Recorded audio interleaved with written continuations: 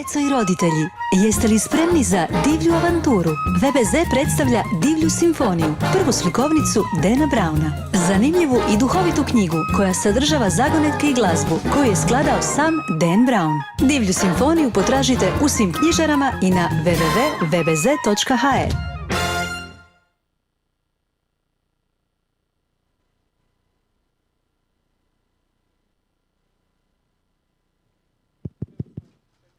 Dobar dan i dobrodošli u Kaptol centar. Ja sam Branimir Pofuk i velika mi je čast i zadovoljstvo razgovarati danas i predstaviti vam svima ovdje gospodina Dana Browna.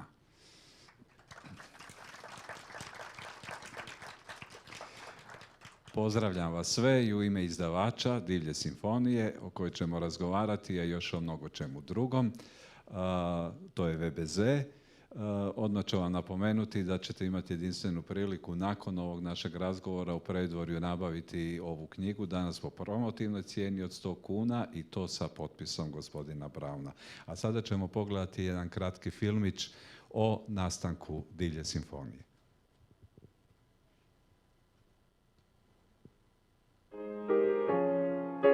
When I was growing up, my parents decided not to have a TV, and so I played piano and read a lot. I loved music as a kid, and I still do, and I had an idea to share that love of music with young people. And so I wrote a picture book called Wild Symphony. Wild Symphony is about a musical conductor, and it's a mouse. Maestro here is going to be our guide through the entire Wild Symphony adventure. At the beginning of the book, you'll learn that Maestro Mouse is preparing to put on a concert, gathering his musical friends from all over to play in his orchestra. It has a giant blue whale, an anxious ostrich, even some gruffly snuffling dancing boars. Each one of these animals, in addition to playing an instrument, offers the reader a little wisdom, a little trick to life. The frogs in a bog urge us to be our own unique selves. The clumsy kittens teach us that when we fall down, we should get right back up and try again. And Cricket Lullaby reminds us about the importance of getting enough quiet time and rest.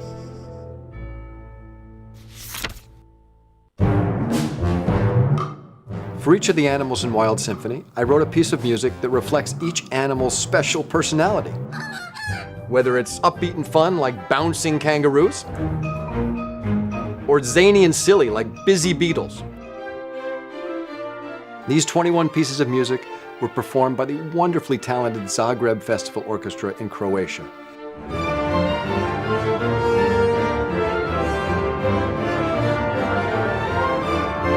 We're using a brand new technology to deliver the music and the reading experience simultaneously. We're using augmented reality that enables a cell phone held over the book to instantly recognize what page you're on and play the right song for the right animal. As a kid, I loved secrets and codes, so I hid some in Wild Symphony. I concealed on every page a simple anagram. Jumbled letters hiding in the grass or sky or ocean or animal's fur.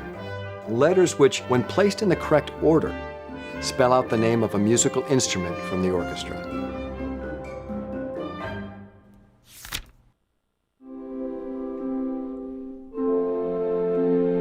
It doesn't matter how old you are, what language you speak, where you're from, music has enormous power to bring people together.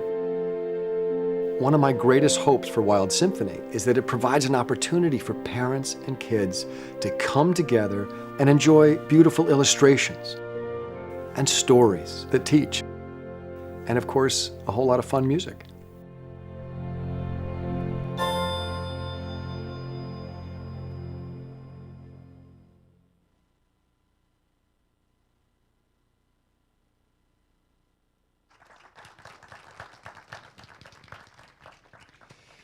Mr. Brown, welcome and congratulations for the world premiere of your music, which was played yesterday in the Croatian National Theatre here in Zagreb. What are your feelings the day after? Well, my feelings are one of great happiness and relief that it's the orchestra played the pieces beautifully. The hall was spectacularly beautiful, and it was really a fun night. There were some children there who really enjoyed the music, so that made me happy. So all very positive. Very happy to be here in Zagreb. Well, I'll go back to the beginning of this short movie we've seen. So, childhood without a TV, how was it? Okay, well, it was normal for me. I didn't know anything differently. My parents did not believe in television. They wanted us to read books and listen to music and practice music. So I grew up with no TV, and what I did for fun was to read picture books. I loved Dr. Seuss, I loved Richard Scarry, Maurice Sendak, and I would read these picture books on the floor in the living room while I was listening to my parents' record collection, their music collection. And my mother was a professional classical musician, so that's all we had was just classical music. And I listened to all sorts of music and read these books, and it was just one of my fondest childhood memories. And I wanted to recreate that experience for kids today through Wild Symphony, and take it just a step further to have the music that they're listening to relate directly to what's on the page. I always ask and like to ask musicians I talk to, and you are one definitely. Do you remember the first music that made impression on you in your life, that moved you, touched you? There was so much, but certainly the 1812 Overture, which I heard as a young kid at the same time they were setting off fireworks, made an enormous impression. Was it in the open? Yeah, it was outside. It was an orchestra playing it, but they timed it with fireworks. With real cannons? They were they were real fireworks. They were very, very loud. That made an impression. It's interesting. So much music, classical music, made an impression on me as a child. I loved Bach. I loved the Branimir concertos. I loved the Nutcracker Suite, Tchaikovsky, and of course Peter and the Wolf, Carnival of the Animals, and all of that inspiration and influence has made its way into Wild Symphony. But since you were living without a TV, when have you seen your first cartoon and where? There's some great classical music in cartoons. Definitely. So I had a friend who was a normal child and was able to have a television, and I would often spend the night on Friday nights at his house. We'd have a sleepover such that I could watch Scooby-Doo and Bugs Bunny and Elmer Fudd and all those morning cartoons that I wasn't allowed to watch at home. So that's how I saw a few cartoons. I snuck them in. Your first selection of profession or vocation was actually a musician. Is that right? That's correct. I mean, I was a starving musician. I'll say that much. It's funny, I studied both music and creative writing in university. I studied music composition and fiction writing. And when I got out of school, I said, well, I want to live a creative life. And I could either write novels or I could write music. And I thought music's going to be much more fun. And so I went out to Los Angeles, and I was very fortunate to get a production deal, and I made a record. I made a pop album, and the album came out, and it sold maybe 12 copies. 6 of them were to my mother. And at about that time, I had an idea for a novel, and I wrote a novel called Digital Fortress, and I sent it to New York, and the very first publisher who read it bought it. And I thought, book publishing is so easy. And the book came out, and it sold about 12 copies, 6 of them to my mother. And I thought, oh, okay, so book publishing's hard too. That's too bad. But I stuck with it, and my first 3 novels didn't do very well: Digital Fortress, Angels and Demons, and Deception Point. And then I wrote Da Vinci Code, and of course that found an audience, and people went back and read my earlier material. And the funny thing is I haven't changed a single word in any of those earlier books, and now they're very popular. So There is a little bit of luck in life, especially in the creative world. Anybody who's been successful will, or should admit that there's often luck involved as well, and I've been very fortunate. We'll go back to Da Vinci Code and the books, but before that, you mentioned it was pop album, the first you. Were you also a performer? I was a performer. I'm not going to say I was a good performer. I'm more singer or player. I played piano and sang. Elton John, Billy Joel, they were my idols. And you're very fortunate that I don't have any of that music or a piano here tonight. I will not inflict that upon you. But it was one of my passions. But I wrote a lot of poetry as a kid, short stories as a kid, and also music. And I think there's an enormous similarity between the two. If you're going to write a novel, you have to understand structure. And if you're going to write a piece of music, you also have to understand structure. You could have all of the best plot points for a novel idea, and if you don't put them in the right order, it's not going to work. And you could have all the best melodies, and if you don't put them in the right order, it's not going to work. So you really have to understand structure. You also have to understand dynamics. If you're writing a novel, you can't have 5 chase scenes in a row. And if you're writing a symphony, you can't have 5 triple forte sections in a row. There needs to be this interstitial material that lets the brain reset. And that's important in novels and in fiction, or rather, and in music. I think that a good musical line will ask a question and give an answer. And I think that a good paragraph in a novel will ask a question and give an answer. So that's, I feel like they're actually quite similar. And what about writing a poetry? The poetry is really, my dad is a very good poet, and I grew up on Dr. Seuss, Ogden Nash, that sort of poetry. And my dad, every Christmas morning, would write poems that were puzzles. And on Christmas morning, we would come down to the Christmas tree, and there would be no presents. There would just be a little poem. And we'd read the poem, and it would be a clue to go somewhere else in the house. So we'd run to the bathroom or the kitchen or whatever it is and find the next clue. And we'd go all over the house until we finally found where our presents were hidden. So treasure hunts, codes, poetry, it's all tied into my childhood. It's all something that I found incredibly enjoyable, and I wanted to share. Last night, as an encore at the theater, you played a song on the piano. You said you wrote it when you were 5 years old. Do you remember? Well, of course you remember. What was that? I wrote a book when I was 5 years old. I wrote a little story. I think I was 15 when I wrote that piece. Okay. Yeah. Just to be clear, I was not a prodigy by any stretch of the imagination. I struggled. But there is one early work that is very important for Wild Symphony that was called Synth Animals. It was a cassette you made by yourself. So when I was, I'd have to guess, in my early 20s, maybe 20 years old, I was recording music, and I went out for a walk, and I heard some frogs in a bog that were singing. And there were some big fat frogs that were singing the bass notes, and some high peepers that were singing the soprano notes, and there were some notes in the middle with other frogs.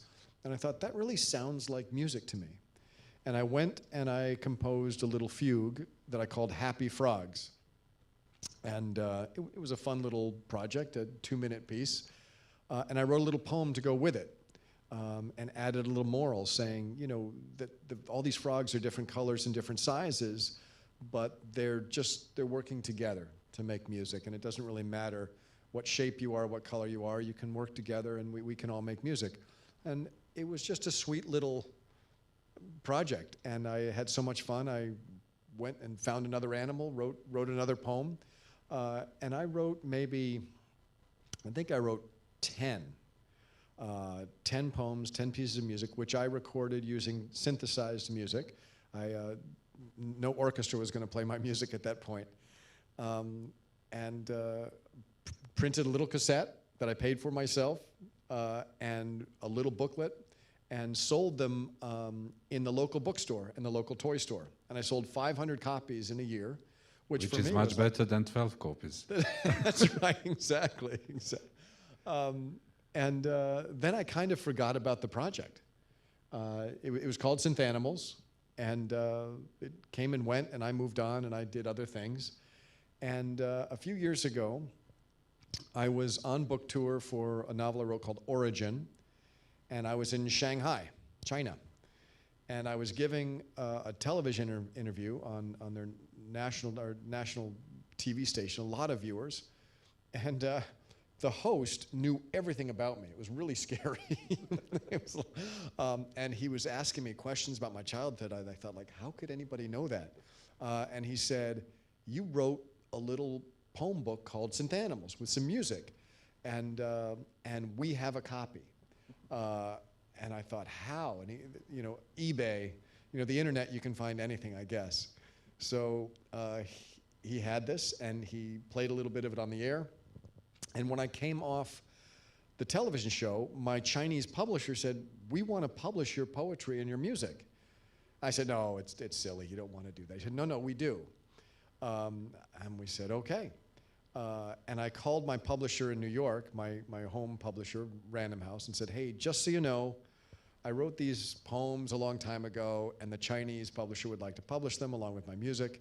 I just want you to hear it from me. I don't want you to hear it in the news. And they said, well, we'd like to hear your music and your poetry. So sent them a copy, and they said, well, we'd like to publish it. And it was too short. And so when I decided, okay, let's do this for real, I went and I wrote 12 more poems, 12 more pieces of music, and orchestrated it for classical music with a great team of orchestrators and producers, and just a wonderful team that helped me put this whole thing together. We got an amazing illustrator from Hungary, Susan Batory, or Batory, excuse me, is the way you pronounce her last name.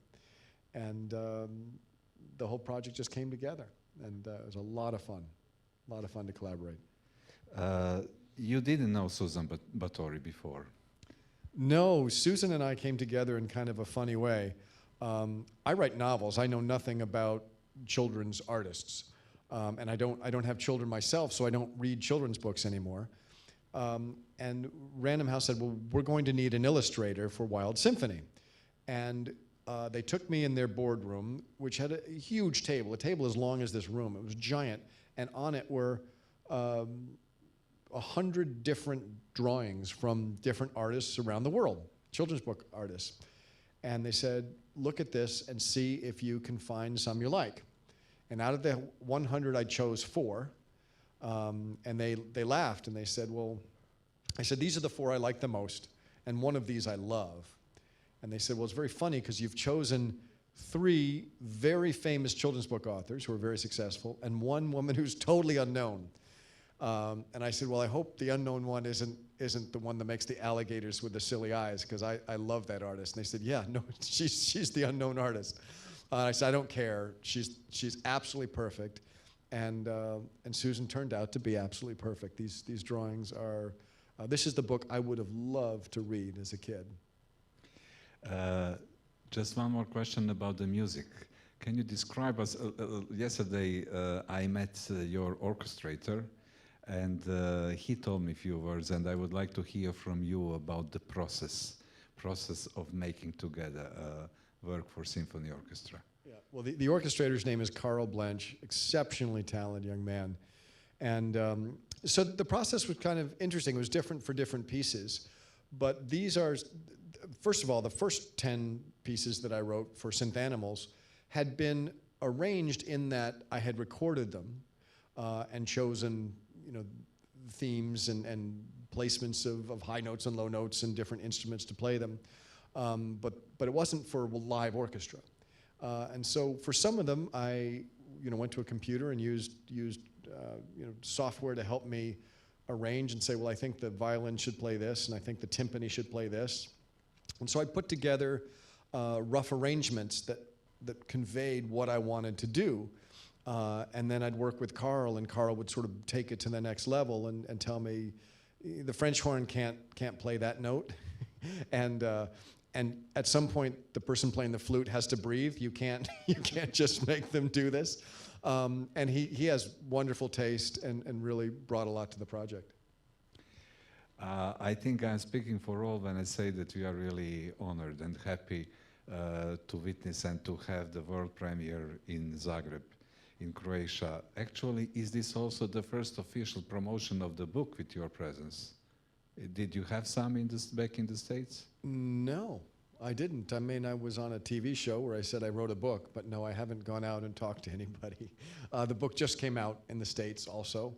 You know, we wanted to kind of wait. This is a very special moment for this book and a world premiere of the symphony. It was very exciting for me, and I'm grateful to be here in Zagreb. I'm grateful for the orchestra and their talent and their great attitude about playing this music, and it's really been a wonderful experience. Tell us, please, a few words about this connection and what or who brought you to Zagreb for the first time. The producer of Wild Symphony, Bob Lord, another exceptionally talented musician, had done a lot of classical music recording in Zagreb with the Zagreb Festival Orchestra and the Zagreb Phil. So when we started to put this project together, he said, "Do you have any orchestras in mind?" I said, "Well, you know, I've worked with orchestras on film scores for the movies, but what do you think?" And he said, "There's an orchestra in Croatia that I think is just perfect." And I said, "Okay, well, let's have a listen." So we sent a score, and they sent a recording back, and I just thought, wow, they're great. And I'd met some of them who came over and visited Bob and liked them a lot and thought they understood the project. And we just decided, let's do it here. And I'm so happy we did. Couldn't be happier. Mm-hmm. When the poems were all written, having no children of your own and grandchildren, did you have some test group, children who were the first audience to that? Yes, of course. I don't have children myself, but there are a lot of children in my life. I've been a teacher, I have nephews, I have a lot of friends who have young children. And I did recruit some of them as guinea pigs, as we would say, a test audience. And it was interesting. The poems, everybody seems to react similarly to. The music, the kids all react differently. But it's absolutely amazing that you don't have, if you play Bouncing Kangaroos for a child, they all know to bounce. They hear it, and they hear the timpani, and they just start going up and down. When you play the ray, and you tell them it's a manta ray, they'll float around the living room with their arms out as if they're underwater. And it's really exciting to watch music stimulate the imagination of a child, because that's what I remember as a child, hearing Peter and the Wolf and trying to imagine what was happening. So music has a beautiful ability to stimulate creativity, stimulate our imaginations. I think all of our children should be listening to more music, more different kinds of music too. It's really, really important. Have you been listening as a child also Saint-Saëns, Carnival of the Animals? Yes, I remember Aquarium in particular, just a really ambiental piece of music that made me feel like I was underwater. And on some level that may have inspired the ray, I'm not sure. Mm-hmm. Let's demonstrate for all of you here. You've seen in this short movie, there is an application coming with the book, not coming. You have a QR code here on the first pages. You just point your smartphone to it, and then you will, it will point you to where you can download the application. I already did it. So when you open Wild Symphony app, you get the sound of orchestra tuning. And we just mentioned the kangaroos, which I opened here in the book, and then you just point your phone, your camera, towards the page. Wait a moment, I covered the...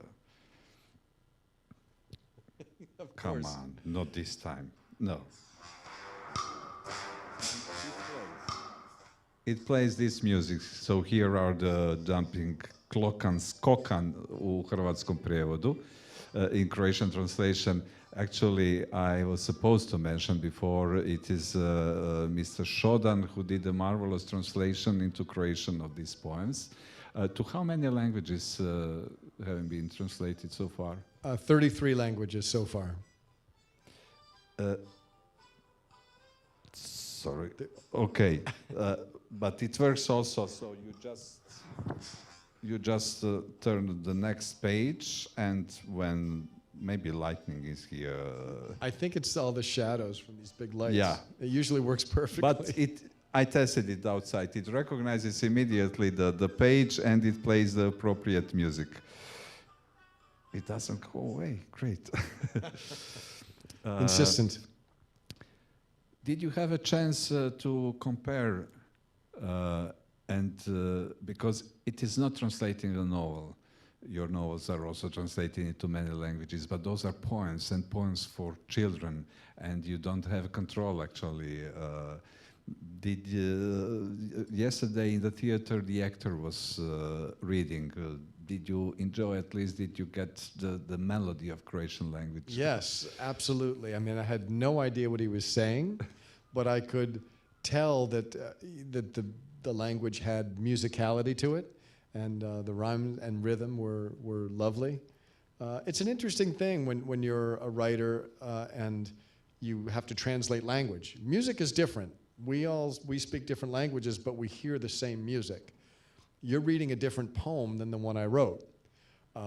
And of course, because I don't speak every language, I don't have any control. I just have to trust that it's a good job, and I have a really wonderful publisher here in Croatia, and they've made excellent choices in all of my translations, and they brought in a very, very talented poet to do this.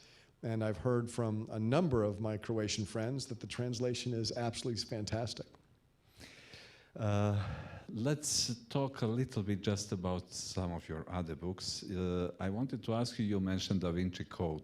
What was the secret? Did you explain to yourself? What was the secret why that book, after books you wrote before, attracted so much attention and made you famous?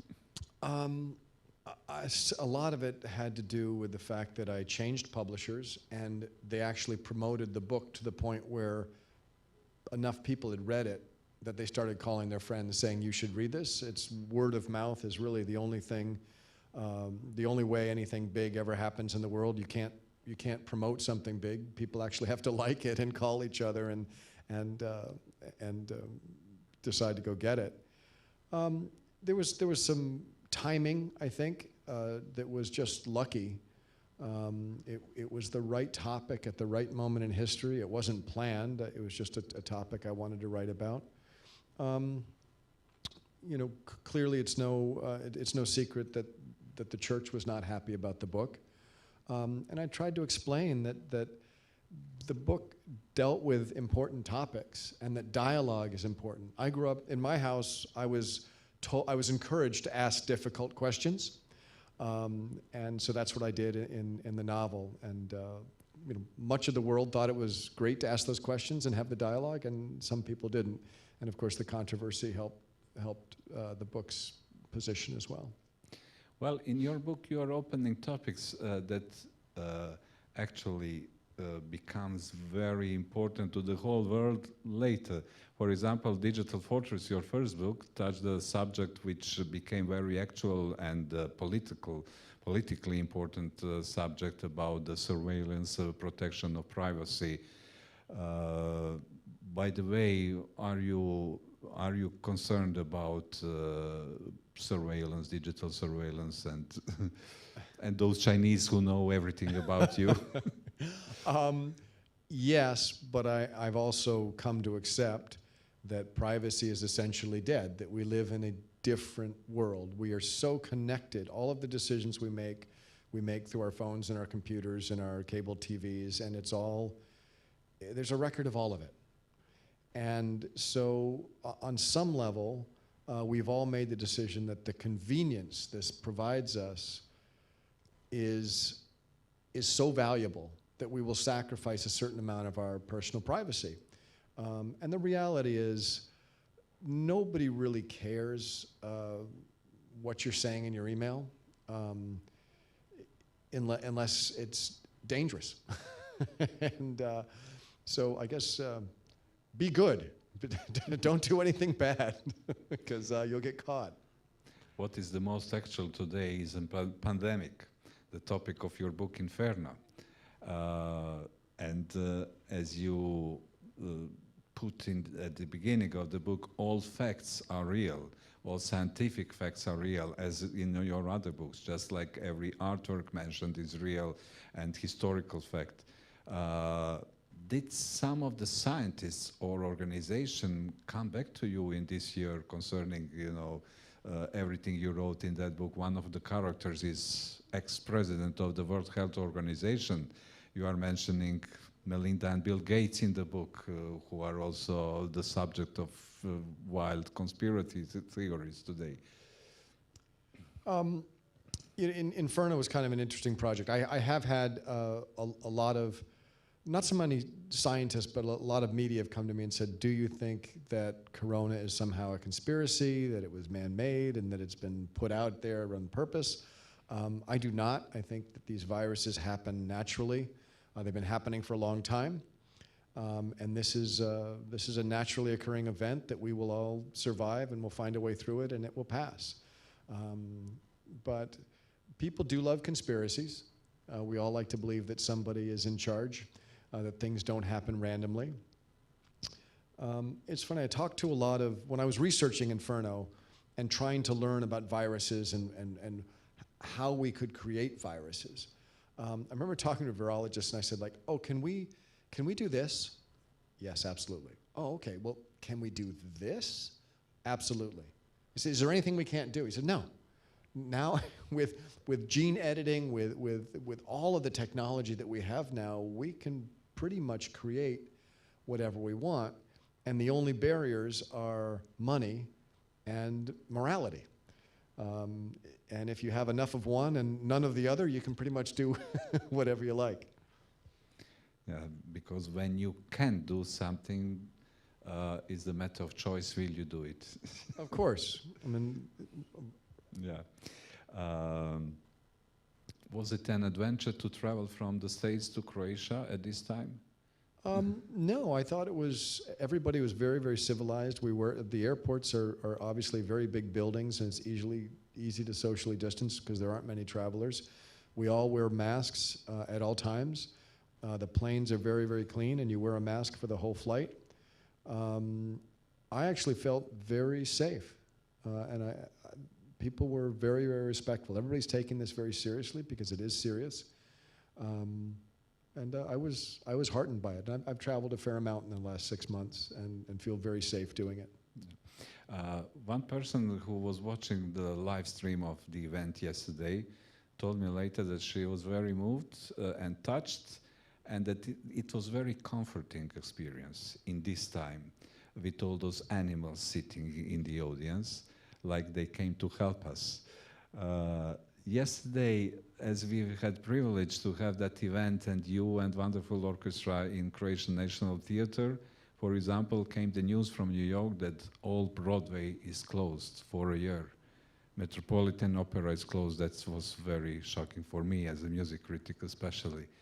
Are those already almost some apocalyptic images? I mean, all Broadway dead for 1 year. It's obviously very upsetting. It's something new. I will say this, though, and this is just the novelist's mind that you're hearing. If you knew nothing, if you had been asleep for the last 6 months and you found out that when you woke up, everybody in the world has to wear a mask, borders are closed, everything's canceled, what you would imagine had happened is much, much worse than what's happened. We are going to survive Corona, and Broadway is going to open, and this theater is going to be full. This is just it's a tiny blip. I don't feel that it's apocalyptic in any way.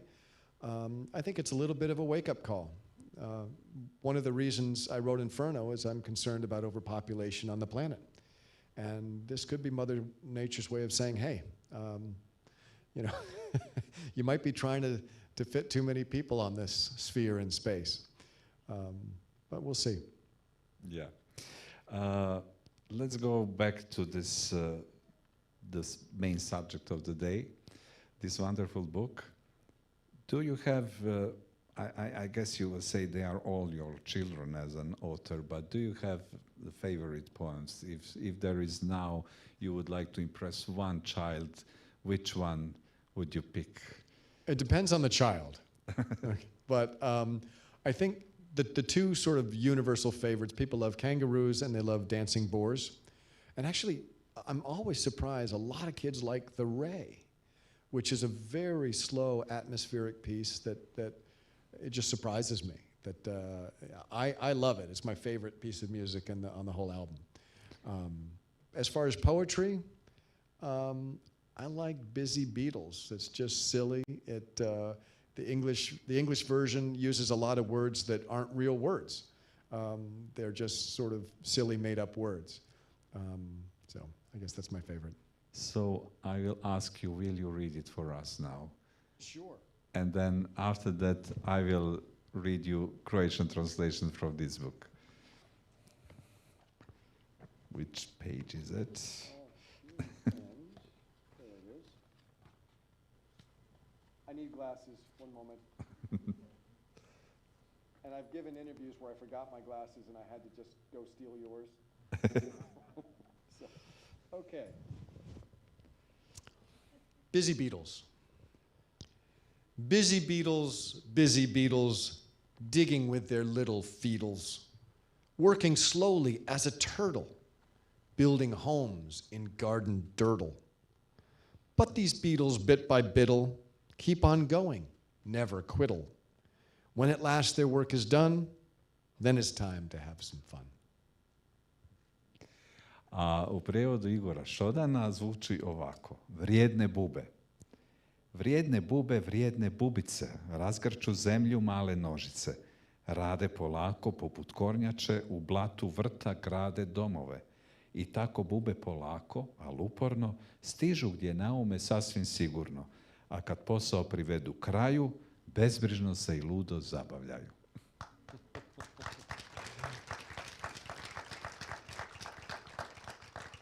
And I will tell you which is my favorite poem. Tell me, I'm curious. It's Armadillo. Armadillo. Shall we read it? Yes, please. I need my glasses again.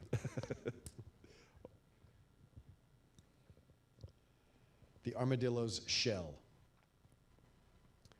An armadillo is really smart.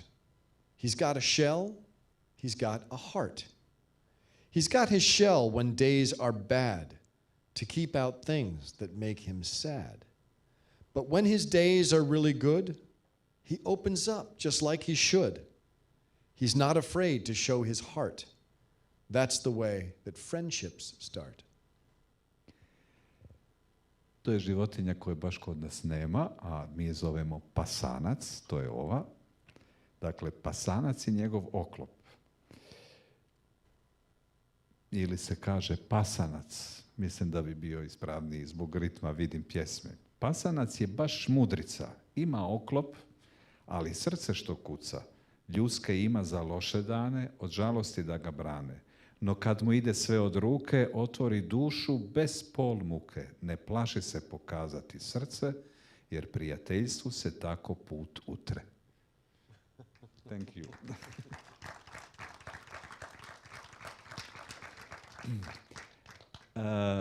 Actually, one poem you read last night is not in the book. That is true. And it has very nice, and it's not translated here. Why did you write it? Well, on the plane ride on the way over 2 days ago, we realized that in this performance we were introducing every piece with a poem. And in the book, the final piece of the book doesn't have a poem. It doesn't really need a poem in the book. We thought, we're going to need another poem. And so on the plane on the way over, I wrote this poem, and I'll show you. This is what I read from I had to tape it into the book because I had to find a printer at the hotel and tape it into the book. And this is the last poem from the concert last night.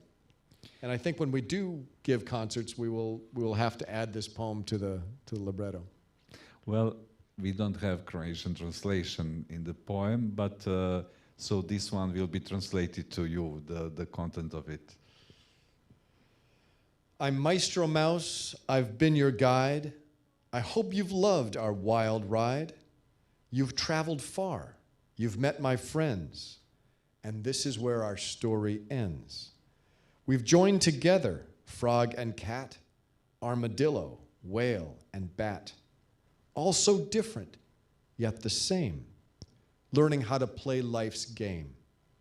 One last clue for every child, life's a symphony, go wild.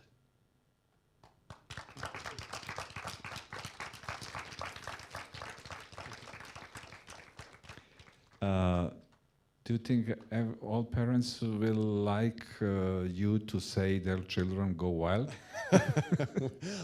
Probably not, but you know, I think they know what I mean. Yeah. Enjoy life to the fullest. Definitely. And this, my impression is that this expression, life's symphony, wraps wonderfully the whole idea. So it is about animals. At the same time, it is about different instruments. It is about symphony orchestra, which is all metaphors for life. Exactly. Yeah, and that's really, I think, in my humble opinion, we have another classical music classic for children after Peter and Wolf, after Carnival Saint-Saëns, after Guide to the Young Person to the Orchestra. It tells such a story. Coming from you, that is very high praise, so thank you. You're welcome. Author's mind is always working, I guess. Is there anything you want or can tell us about what's boiling and cooking in Dan Brown's writer's mind? There's always something cooking. It often doesn't smell so great. It's funny. Some writers get it right the first time. I never do. I write, for every one page that you read in my novels, I've written 10 that I've thrown out. I'm very selective about what goes into the book. I try to make sure that everything there is what you need, that there's not superfluous information. It helps keep the books moving quickly. At the moment, I'm working on a new Robert Langdon novel. I can't tell you where it's set or what it's about, but I can tell you this. If you've read my novels, you know that at the beginning of every novel, Robert Langdon meets a beautiful, talented, brilliant woman who is a cryptologist or a physicist who has the exact tools that he needs to solve a mystery. He's very, very lucky this way. I don't know how he gets so lucky, but he does. But in this novel, the novel opens and he's already in a relationship he's been in for 3 years. He's very much in love. And the woman with whom he is in love is a character from one of the previous novels. We are waiting, as your Croatian publisher as well. Mr. Brown, thank you very much. It was a joy, a privilege to all of us, and hope to see you soon again in Zagreb. Thank you very much. Thank you all for coming. Good night. Hvala vam svima na dolasku. Knjige vas čekaju vani s potpisom gospodina Browna i doviđenja do sljedeće prigode. Djeco i roditelji, jeste li spremni za divlju avanturu? V.B.Z predstavlja Divlju simfoniju, prvu slikovnicu Dana Browna. Zanimljivu i duhovitu knjigu koja sadržava zagonetke i glazbu koju je skladao sam Dan Brown. Divlju simfoniju potražite u svim knjižarama i na www.vbz.hr.